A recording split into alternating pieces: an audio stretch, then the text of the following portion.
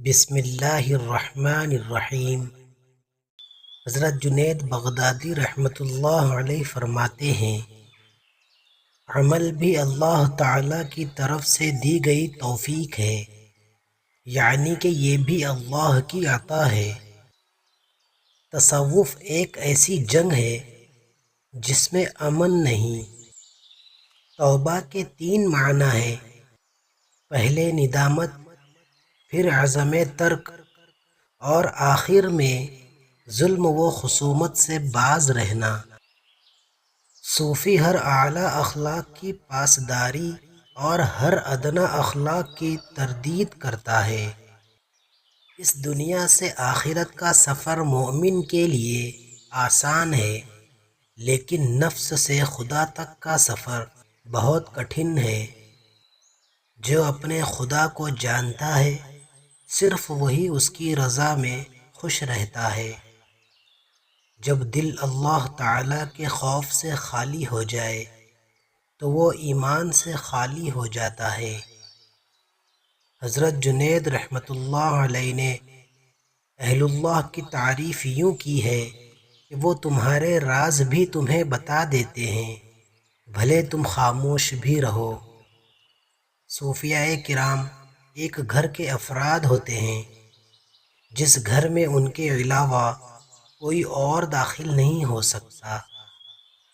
صوفی زمین کی مانند ہے، اس پر ہر قسم کی مکروہ چیزیں ڈالی جاتی ہے، لیکن اس سے ہر کسی کے لیے بھلی چیز ہی نکلتی ہے۔ اگر تم کسی پیر کو اپنی ظاہری خوبصورتی یعنی لباس وغیرہ کا خیال کرتے ہوئے دیکھو تو جان لو کہ اس کا باطن فاسد ہے۔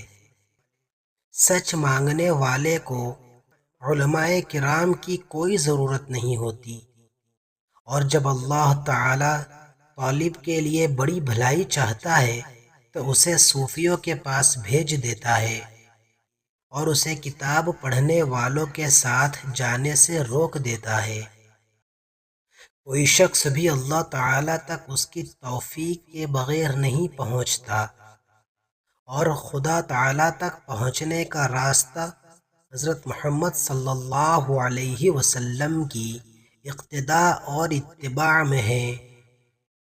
اس شخص سے محبت کرو جو نیکی کر کے بھول جائے، اور جو حق اس پر ہو وہ ادا کرے۔ فرشتے پاک ہوتے ہیں اور وہ پاک جگہوں کو پسند کرتے ہیں۔ جب بھی دروازے پر گندگی ہوگی، فرشتہ تمہارے نصیب کا رزق واپس لے جائے گا، جس سے تم پر تنگ دستی آنا شروع ہو جائیں گی۔ رزق کا فرشتہ گھر آنا چھوڑ دے گا اگر دروازے کے ساتھ یہ کام کرو گے کہ دروازے کے آگے گندگی پھیلاؤ گے، گھر کا کچرا دروازے کے آگے رکھو گے۔